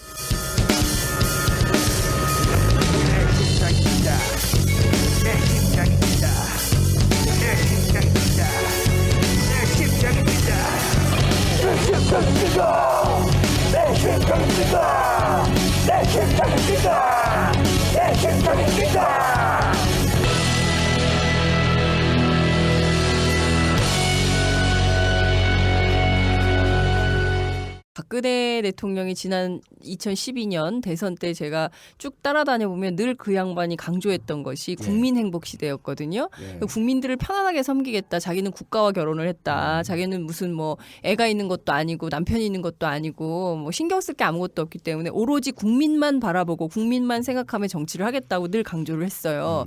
근데 결과적으로 이분이 국민은 별로 생각하지 않고, 국가도 별로 생각하지 않고 오로지 재벌 그리고 그 소수 그 권력 1%. 지배자들을 대변하는 정치를 계속하고 있는 거거든요. 그러니까 아까 그 처음에 그 시장님께서 말씀하신 대로 이 정작 정치가가 해야 되는 역할을 하지 않고 결국 이것도 재벌 소수 기득권을 보호하고 옹호하기 위한 거 아닙니까?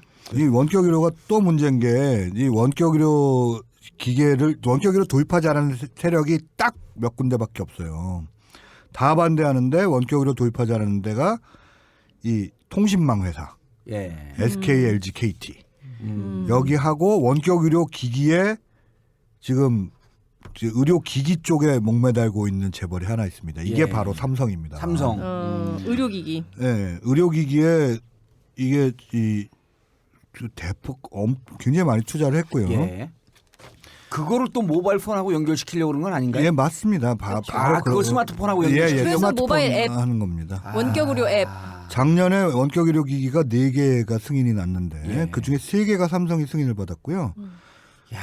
그게 이제 원격 의료 생체 기기가 지금 하나에 대략 정부는 80만 원이라고 발표했는데 되게 100만 원 정도 된다는데 개인이 하나 쓸 수 있는 기계가요. 예. 근데 100만 원 정도 되면 이게 800만 명 대상이니까 그 두 사람에 하나만 팔아도 4조 원 시장 아닙니까?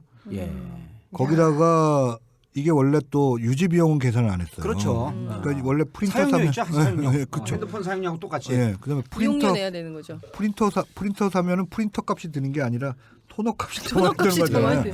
그러니까 이게 유지 비용이 얼마나 들 거냐 이건 알 수가 없거든요. 이게 사실은 근데 오지에 누가 그 원격 의료 기기를 100만 원 주고 사겠어요. 이건 정부가 갖다 주거나 뭐 이렇게 될 텐데 이건 그야말로 방금 말씀하셨듯이 4대강 사업하고 똑같은 거예요. 그러니까 이거 박근혜 정부의 4대강 사업이라고 할 수 있어요.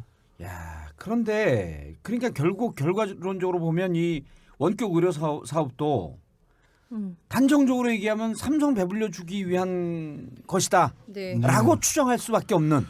그렇죠. 너무나 다각적인 근거들이 나오기 때문에. 저는 그 한 가지만 더 너무 궁금해가지고. 궁금한 게 많으시는 것 같다. 왜 정치부 기자가 사회 얘기 아니야?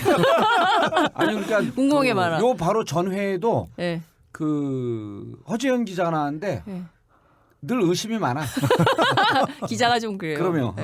아니 그게 아니라 제가 보니까 의료산업 선진화위원회라는 걸 통해 가지고 그 소위 얘기하는 영리병원을 도입하려고 했었던 게 역사가 꽤 오래됐어요. 그러니까 2005년부터 시작이 됐더라고요. 그러니까 당시는 노무현 정부였고 그 위원장을 이해찬 총리가 맡아서 했었는데 그 위원회 구성이 정부위원하고 민간위원하고 이렇게 구성이 돼 있었는데 정부위원 뭐 10명은 빼고 민간위원 20명이 전부 이해관계자였더라고요. 네, 맞습니다. 그래서 의료단체로부터 굉장한 비판을 받았었어요. 참여정부 시절에도. 그 의료단체가 저희 단체입니다. 그래요? 그분이 여기 있어.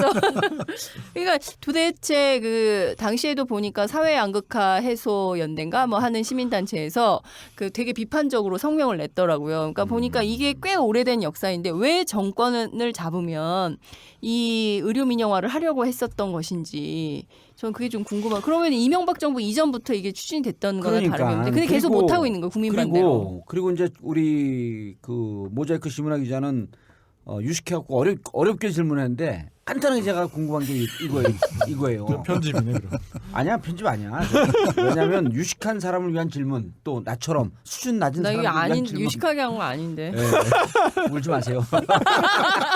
뭐냐면 이게 영리자법인 도입되고 원격 의료 되면 지방병원 망하고 실질적으로 M&A 되고 그러면 결국은 환자들이 엄청난 의료 비용이 늘어날 수밖에 없다. 맞습니다. 비용이 늘어나고 그리고 이 와중에서 돈 버는 건 극소수 0.001% 재벌밖에 없는데 정말 이걸 모르고 하는 거냐?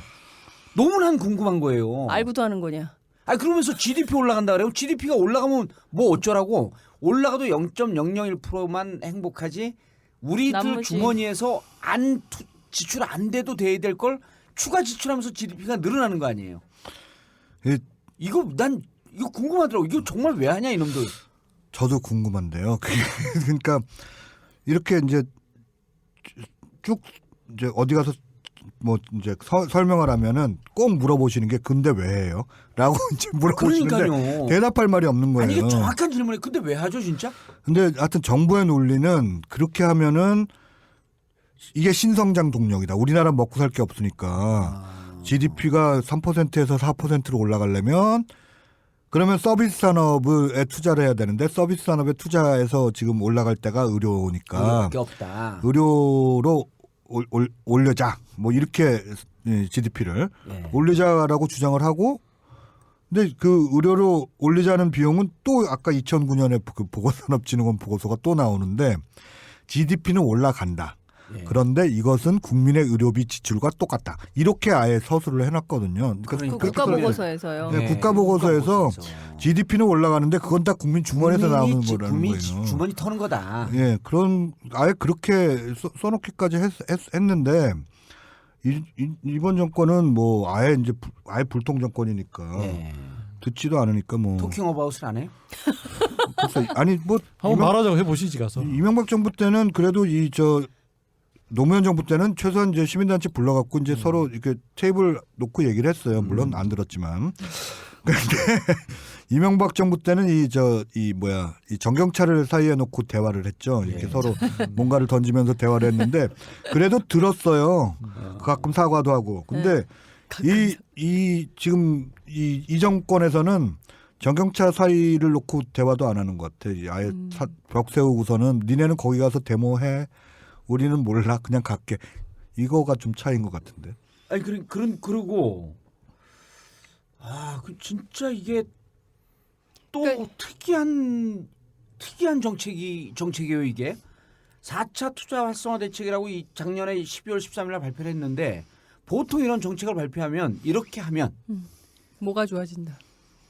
이게 투자 활성화 대책이고 GDP가 올라가니까 일자리 신성장 동력이니까 성장이라고 하는 건 일자리가 늘어나는 거 아니에요. 성장도 되지만 일자리는 늘어나는 건데 네. 그러면 일자리가 몇 개가 늘어난다라고 하는 얘기를 단 한마디도 하지 않아요. 추정이나 전망이 없는 정책인 그것도 거잖아요. 없어요. 예. 심지어는 경제부총리인 현호석 부총리도 일자리 몇 개 늘어난다고 한마디도 네, 얘기를 한 번도 한 했어요. 적이 없어요. 어느 정도냐면 그 무식한 MB도 4대강 하면 일자리 몇 개 늘어난다 이 얘기를 했어요. 그거 다 뻥이잖아요, 근데. 뻥이어도 얘기는 했잖아. 몇 개 어쨌든 뭐 늘어난다고. 근거 보고서가 되게 있게 마련인데 역대 이런 정책이 최초라는 거예요. 근거 보고서가 없어요. 그러니까 시민단체가 비판을 하려면 되게 이제 보고서 찾고 막 이렇게 공부를 해야 되거든요. 예. 근데 보고서가 근거가 되는 보고서가 아예 없고 영리자회사를 하겠다니까. 그래서 비판을 안 하는 거예요? 아니요, 비판을 계속했죠. 지금 뭐 저희 맨날 데모하고 지금 기자회견만 한 것도 여러 번이고 뭐 온갖 거 다 했는데 지금 100만 명 서명 운동 받고 있습니다. 근데 했는데 이거는 뭐 아예 근거가 옛날에는 시민단체 보고 근거 있는 반대를 해라 뭐 이러면서 그렇죠. 자기가 근거를 들이댔거든요. 근데 이제 그러면 저희도 이제 뭐라도 얘기를 할 거리가 있어야 되는데 이거는 공청회 한 번 안 했어요 아직까지. 공청회도 안 했고. 예, 공청회도 안 했는데 이제 야당 의원들이 이제 토론회를 하자 그래서 이제 과장이나 뭐 보건복지부 이제 담당 과장이나 뭐 이 사람들이 나와서 하면은 뭐라고 대답하냐면은 그렇게는 안 됩니다. 끝 이거예요. 그러니까 뭐 어떻게 안 된다. 이것이 뭐 이런 근거를 대는 게 아니고 이상 상황에 이런 문제가 있다, 이런 단점이 있다 얘기하면 그렇게는 안 됩니다. 네, 그렇게는 안 됩니다. 끝이에요. 그러니까 이건 뭐 꼭 언제 공무원 50대 공무원이야? 뭐 이 사람들이 그러니까 그렇게 하고 나올 정도예요. 이게 얼마나 웃기냐면 원격 진료하고 자법인을 만들면 일자리 몇 개 생깁니까? 라고 보건복지위원들이 물어요. 그러니까 답변이 연구한 적 없습니다. 라는 게 국회의원들의 전언이에요. 아니, 그러면 국회의원들은 연구한 게 없다는 게 말이 되냐면 깨야 되는 거 아니에요? 깼죠. 그랬더니 깼는데 조중동에서는 보도를 안 해줘. 그러니까 우리가 전국구에서 얘기하는 거예요. 아니, 그러니까 실제로 언론 이 부분에 대해서 원격 진료하고 그 영리 자법인 설립에 대해서 국회에서 보건복지위원들이 몇몇 의원들이 열심히 싸워요. 조중동에서 보도를 해줍니까?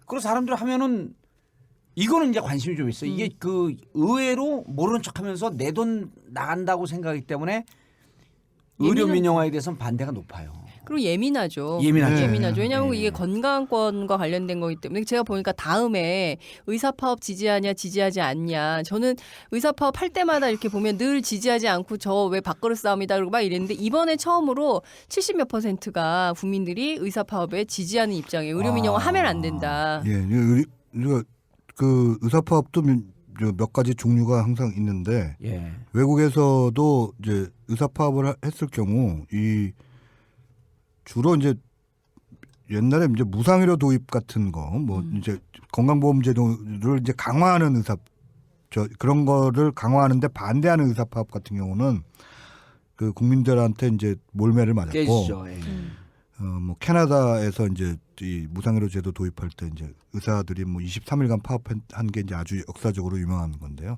그때 이제 의사들이 몰매 맞고 이제 졌죠. 근데 이제 요번에 스페인의 마드리드에서 이제 15개월 동안 한 그런 시위가 있었는데 그때 의사들이 5주간 파업을 했어요. 예. 그때는 이 공공병원을 민영화하는 그런 것에 대해서 의사들이 반대 파업을 그 노동자들이나 시민들과 같이 이렇게 파업을 하고 한 달에 한 번씩 세 번째 일요일 날 하얀 가운을 입고 이 시내를 행진했죠. 그래갖고 이걸 백의의 물결 이렇게 불렀었는데 이때는 의사들이 굉장히 그 시민들의 지지를 받았고 호응을 적극적으로 예. 받았고 좋네요, 그거. 네. 우리도 그 벤치마킹 할 필요 있겠다. 예. 저도 그렇게 했으면 좋겠는데 예. 그거는 시민들의 굉장한 지지를 받았고 결국은 집권당이 그 지역 의회 마드리드 의회에서도 다수당이었는데 결국은 졌고 예. 그 집권당이 그 6개 공공병원과 뭐 그 4개 특수 클리닉 그다음에 뭐 보건소 27개 이런 걸 다 요양병원으로 바꾸거나 뭐 매각하겠다 저 기업에게 뭐 이런 걸 했다가 포기를 결국 15개월 만에 했고요. 그다음에 보건복지부 장관이 사퇴했죠. 결국은. 그게 이번 1월 27일인가 그렇습니다. 예. 예. 그러니까 저는 이번에도 그 의사파업도 중요하지만 그 국민들이 눈을 부릅뜨고 이 정부의 정책이 어디로 가는지 잘못 가면 나와서 같이 동조파업이라도 하면서 지켜야 된다고 생각해요. 아니 왜냐면 우리 자신의 문제거든요. 그렇죠. 이게 내 문제거든요. 그리고 또 내 문제뿐만 아니라 애기들 문제 아니에요. 그렇죠. 우리 애기들이 안 아프다는 보장이 없잖아. 애들이 많이 아파요. 네. 아니 원래 애들하고 노인들 없으면은 의사들 못 먹고 살아요. 그렇죠. 이렇게 얘기하면 안 되나? 네.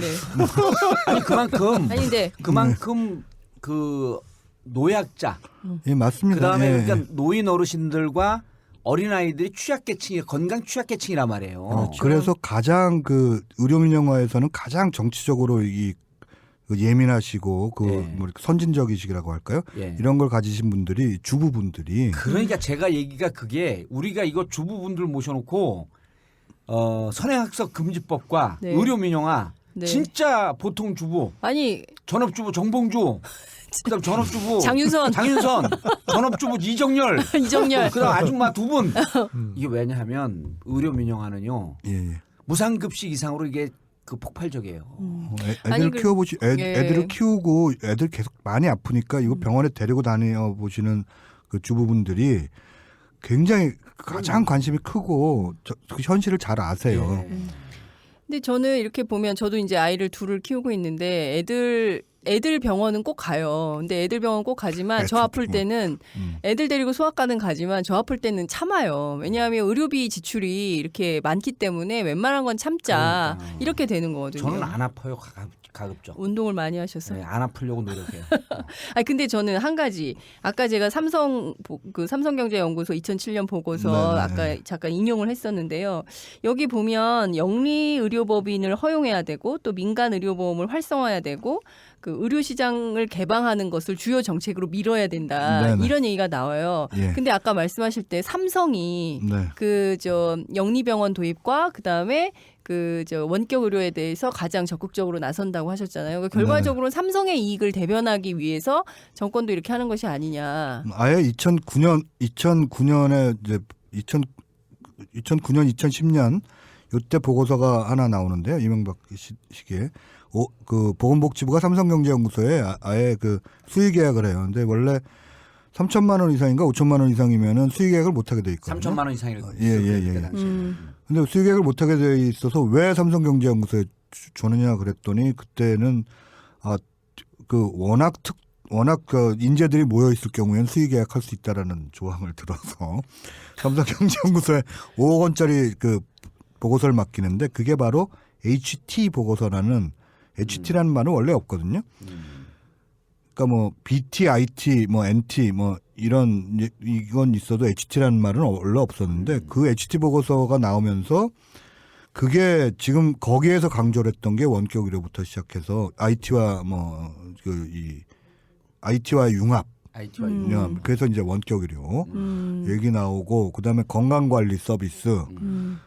그다음에 이제 뭐 원격 의료에서도 건강관리 서비스를 하는 거죠. 예, 이제 그 앞으로는 이제 장기적으로 원격 의료는 왜 이렇게 강조를 하느냐면은 이게 환자만 관리를 하는 게 아니라 건강한 사람과 건강주의군도 건강관리를 해주겠다. 그렇죠. 원격으로 해주는데 이거를 누가 해주느냐? 기업이 해주겠다. 이게 지금 삼성이 내세우는 거거든요.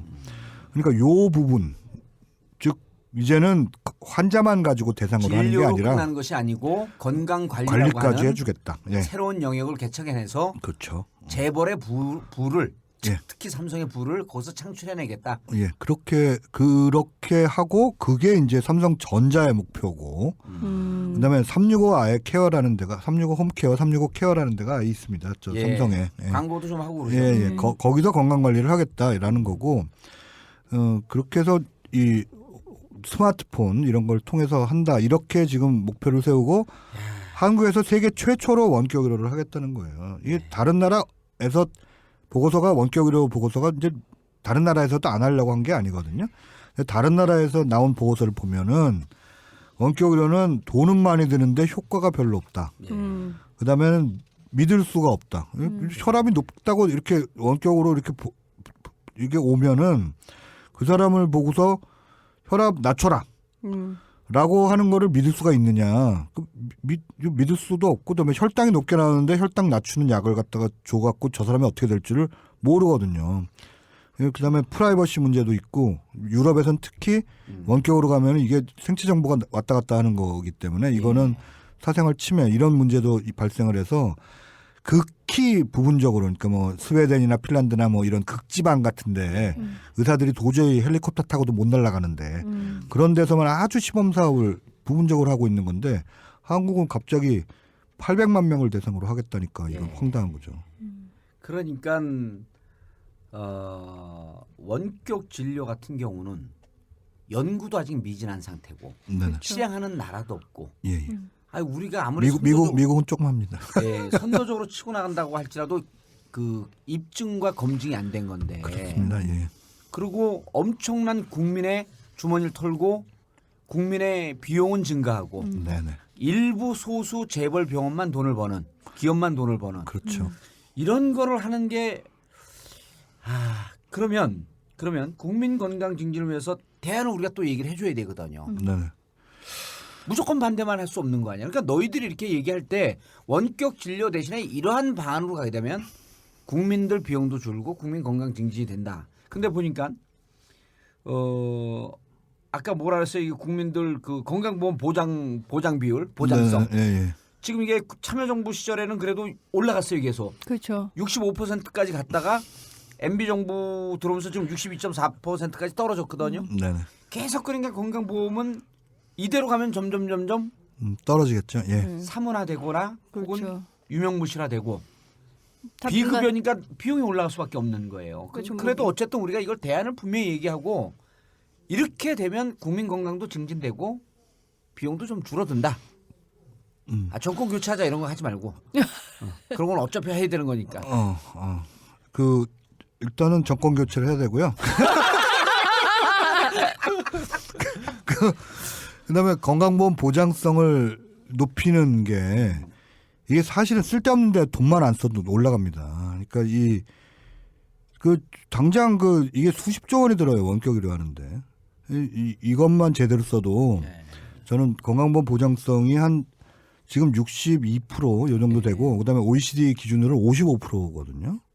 OECD 측정법은 또 틀려요? 예. 그 공적 보장률 같은 경우는 55%밖에 안 돼요. 다른 나라도 이렇게 한 7% 정도는 차이가 나는데 OECD 기준으로 보면 우리나라가 한 반 정도 돼주는 거예요. 딴 나라 평균은 한 75%입니다. 그렇죠. 70에서 75%쯤 됐다. 예, 75%인데 75%인데 우리나라가 한 20% 떨어지는 거예요. 75%쯤 되면 근데 거의 다 사실은 병원에 가면 돈이 안 들어요. 근데 우리나라도 건강보험 보장성을 높여야 되는데 이게 1년에 한 10조 원 정도만 더 쓰면 되거든요. 그러니까 많이 써야 될 것도 아니에요. 그러니까 1년에 10조 원 정도 더 쓰면 되는데 그거를 엉뚱한 데다가 자꾸 쓰니까 그러니까 왜 문제인 돈을 거고요. 자꾸 정말 써야 될 때는 쓰지 않고 이상한 데다가 사대강도 마찬가지고요. 그러니까 사대강만 안 했어도 아니 재벌들 벌어먹여 살리는데 왜 국가가 나서냐고. 아니 이미 재벌은 너무 잘 살아요. 국민이 문제지. 재벌 아니니까. 그리고 그다음에 이제 건강보험 보장성을 일단 건강보험 보장성을 강화하는 게 이제 첫 번째고요. 그것만 강화를 하면 그렇게 돈이 많이 드는 것도 아니다. 또 하나는 상간 도서벽지. 그다음에는 공공의료를 세워야 돼요. 그러니까 원격 의료를 하는 것 대신에 원격 컴퓨터를 갖다 놓는다고 거기서 손이 나와가지고 애를 받아주는 것도 아니고. 그다음에 무슨 그 교통사고 났다고 그 수술해 주는 것도 아니잖아요. 노트북이 수술할 수는 없잖아요. 네, 맞죠. 그러니까 스마트폰에서 사람이 나오나 진이도 아니고. 진이. 오랜만에 듣는다. 그러니까 그거를 그래서 근데 이제 분만 시설을 하나 만들려면은 산부인과 의사만 하나만 있으면 되는 거 아니거든요. 그렇죠. 산부인과 의사도 있어야 되고 제왕절개 하려면 마취해야 되고 그러면 간호사 다 있어야 됩니다. 그다음에 애가 나왔으면은 이제 미숙아로 나왔으면 인큐베이터도 있어야 되고 중환자실, 수술 중환자실 이게 말하자면 애 하나 키우려면 마을 하나가 필요하다라는 말이 있듯이 병원 하나가 필요한 거예요. 그다음에 응급사고, 교통사고가 났으면은 다리 부러졌으면 정형외과, 머리 다쳤으면 신경외과, 결국 병원이 필요한 거거든요. 그런데 이 정권 들어서서 제일 먼저 없앤 게 뭐냐? 그 다음 날 없앤 게 진주의료원 아닙니까? 그러니까요. 그러니까 지방의료원을 없앨 게 아니라 만들어야 돼요. 더 많이 지어가지고 그걸 정부 돈으로 아까 57개가 없다 그랬지 않습니까? 거기다가 병원을 딱 지어야 됩니다. 그리고 양질의 의사들과 양질의 그렇죠. 간호사들 하게 되면 좋은 일자리도 늘어나는 거고. 그렇죠. 그렇게 해야만 거기 가서 노인분들도 사시고 사람 살만한 곳이 되는 거지. 지금처럼 아무것도 없는 데 가서 사람 살라 그러면 누가 가서 살겠어요. 그렇죠. 그러니까 기본적으로 공공의료가 확대가 돼야 맞습니다. 동네마다 보건소가 있고 그래야 예방의료도 되는 거잖아요. 보건소를 가서 어디가 아픈지 당뇨인지 아닌지 확인도 하고 혈압도 체크해보고 이렇게 하는 건데 그런 걸 전부 영리병원화 해버리면 갈 데가 없는 거거든요. 거기다가 그걸 원격 의료를 스마트폰 하는 것처럼 하면은 이렇게 그렇게 하면은 마치 편할 것처럼 이걸 호도하는 거죠. 호도를 하는데 무슨 스마트폰에서 애를 받는 것가 아닌 현혹시키는 거죠. 호도하는 거보다도 현혹시키는 거고. 뭔가 그걸 전문 용어로 사기치는 거라는 거예요. 사기꾼. 그러면 현혹시키는 게 사기치는 거죠. 그럴싸하게 포장해서 이렇게 하면 된다. 기만하는 거. 그러면 그럴싸하게 포장해서 기만하는 사기. 그렇지. 그럴싸하게 포장해서 기만하는 게 사기다.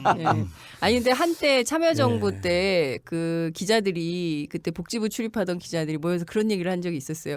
어쩌면 우리도 이제 보험이 그러니까 건강보험 하나만으로도 모든 게 그러니까 뭐 기대가 안보험, 있었죠. 네. 안보험 이런 거 안 들어도 된다. 네. 뭐 이런 시대가 올 거다라고 했는데 MB 정부, 이명박 정부 들어서면서 바로 그 꿈이 네? 없어져 아까 이제 버렸어요. 뭐 참여정부 때부터 시작했다고 하면서 좀 비판하긴 했지만 그래도 암 환자 치료비 지급하는 것이 참여정부 때 하면서 암 처음 환자들이 시작됐죠. 완전히 그 살길이 열렸던 거거든요. 네, 그때 암부터 무상의료를 저희가 주장을 했었고 예. 그때 이제 정부가 일부 받아들여서 예. 그때 암 환자 보장률이 많이 올라갔었죠. 예. 그건 그게 참여정부의- 이제 의료 건강보험의 보장성, 그럼요. 공공성이 높아지는 높아지- 건데 참. 근데 지금까지 쭉 올라갔었어요. 예. 어쨌든 DJ 정부 때 하고 참여정부 때는 보장성이 계속 시민단체 올라오다가. 눈으로 봐서는 마음에는 안 들지만 어쨌든 꾸준히 계속 올라가는 추세였거든요. 근데 이게 역전된 게 MB 정부 때부터 이제 내려가기 시작을 하더니 이 정부는 이거를 어떻게 완전히 뭐 어떻게 할지 정말 걱정입니다. 근데 저는 아까 의원님께서 뭐 이게 그 민주당이 지금 위원장이니까 상임위 위원장이니까 이거는 막을 수 있을 것 같다라고 하셨는데요. 예. 연말 되면 예. 그 여야가 모여서 패키지 딜을 하지 않습니까? 요건 못 합니다. 못해요? 예, 확실히? 이건 못 합니다. 확실히 못 합니다. 왜냐하면 글쎄 네. 제가 볼 때는 저 뭐 날치기도 있고 예. 그다음에 저 또 다민주당도 아니고 뭐 저는 어떻게든 하려고 할 것 같은데 난 이게 그냥 걱정이에요. 그래서 이제 이런 거는 제 감은 이제 이런 거죠. 대통령이 워낙 세게 얘기했기 때문에 네. 지금 뭐 로봇 정당 아니에요. 로봇 정당이죠. 예, 새누리당 같은 경우 로봇 정당이고 청와대 관료들 이런 사람들도 대통령 입만 바라보고 있기 때문에 그렇죠. 세게 밀어붙일 건데 국민적 반발이 높은 사안이기 때문에 쉽지 않을 거다. 그렇죠. 국민적 예. 반발이 제일 중요한 거예요. 가장 여기서. 중요한 거죠. 우리가 여기서 이 바쁜 시간 안에 왜? 바쁜 시간 쪼갰고 왜 이 얘기를 합니까? 국민들이 이 부분을 알면 막을 수 있다. 네. 그리고 이거는 내 문제가 아니라 내 가장 사랑하는 가족, 내 자식의 문제다. 네, 특히 아이들 문제죠. 아이들 예, 문제죠. 예. 그리고 내가 존경하는 어머니, 아버지 문제고 어르신들. 예. 우리가 어르신들 이렇게 존경하는 진보주의자들 봤어? 보수주의자들은 실질적으로 부모들 공경 안 해요. 그래요? 그러면 그 보수주의자들이 이러잖아요. 노후 비결 뭐 자식과 연락을 끊어라. 아니 그게 제가 알고 있는 보수주의자들 그런 얘기해요. 기본 네. 저 이제 연금만 보세요. 뭐 지금 보수주의자들이 무슨 노인을 공경해요. 그러면 이제 그것도 한번 하긴 할 건데 그래서 우리가 이 그 실장부터 하실 말씀 있나요? 저 제일 큰 문제는 사실 영리 자회사고요. 예. 영리 자회사를 막으려면 말씀하신 대로 이게 국회도 통과 안 한다니까. 예. 이거는 그야말로 국민들이 나서 그러면, 주시는 수밖에 예. 방법이 없습니다. 꼼수로 통과시키려고 하고 보건복지부 가이드라인을 바꾸려고 하는데 국민들이 눈 부릅뜨고 지켜봐야 된다. 그렇죠. 네. 예. 근데 그 100만인 서명 운동 하는 거 사람들 잘 모르는 것 같아요. 예, 이게 지금 정부가 어떻게 하고 있냐면 의료 민영화를 네이버나 저 다음에서 치잖아요. 예. 그럼 곧바로 정부 포탈로 들어가게 돼 있습니다. 이게 굉장히 황당하죠. 그러니까 그런 것도 관리 꼼꼼하네. 예, 계속. 이제 예? 만기 칠남형 그것까지 관리하셨을까? 그러니까. 그건 모르겠는데. 어마어마하게 관리하시네요. 아니 그리고 이런 문제 이거 그 대통령 이렇게 얘기하면요. 그 추정컨대 군사이버사령부 국정원역이 붙어 있을 수 있어요. 그다음에 일베 붙어 있고. 그렇죠. 그러니까 이런 부분에 대해서 정말 몇몇 정치인이나 몇몇 의사들이 나서서 하는 문제가 아니라 이게 온 국민이 우리 가족과 부모님들 생각해서 막아야 된다. 그렇죠. 이건 정말 전 국민적 이슈로 예. 만들어서 같이 붙어서 싸워야 될 것 같아요. 서명 사이버로 가능한데요. 의료 민영화 저지 100만인 서명 이렇게 좀 길긴 한데 그렇게 예. 치시면 들어갑니다. 어쨌든 아니 길지 않습니다. 우리 의료 민영화 청취자분들, 100만인 서명 이렇게만 치셔도 들어갈 예, 것 같습니다. 의료 민영화 저지 100만인 서명 가셔서 서명 좀 해주시고요. 그리고 내 주위에 적어도 10명씩만 설득을 하자. 그럼 설득할 내용이 없다. 전국구 이번 호를 3번 정도만 반복해서 들으면 된다. 왜냐면 나하고 장윤선 기자도요. 전문 용어로 좆도 몰라. 너무 리얼하게 얘기해요. 맞아요. 졸라 몰라. 영어 같지 영어. 영어. 그런데 우리가 이 위기 상황에 조금 노력하니까 이해하잖아요. 그렇죠. 그 다른 분들 책 보지 마세요. 복잡해. 전국구만 두세 번 열심히 듣고 주위 계신 분들한테 10분만 설득하자 이번에는. 네. 그러니까 우리가 이게 한 200만 번인데 10분이면 2천만. 네. 온 국민이 단결하여 의료민영화 저지하자. 야, 구호가 딱 나오네. 그럼요. 자, 우리 우석균. 우리 우석균이 균에 감염되면 우석균이 되는 겁니다. 우석균 실장님. 귀중한 말씀. 그다음 좋은 제안. 너무 감사합니다. 예, 감사합니다. 예, 살 좀 빼세요. 이건 잘라주세요. 자, 그리고 모자이크 시문화. 네. 아, 심각하다. 예. 이런 식이라면 그 전국의 3, 40대 혹은 20대 그 여성들에게 단결하라. 그 애 낳지 말자. 에이, 그러면 안 돼. 안 돼? 아줌마들이요.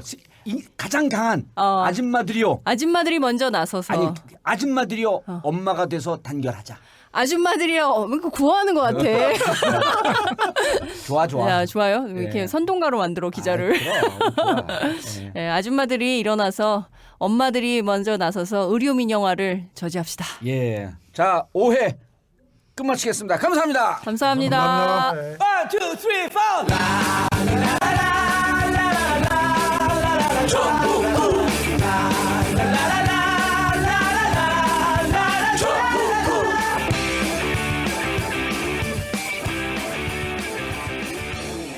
봉도사 정봉주의 전국구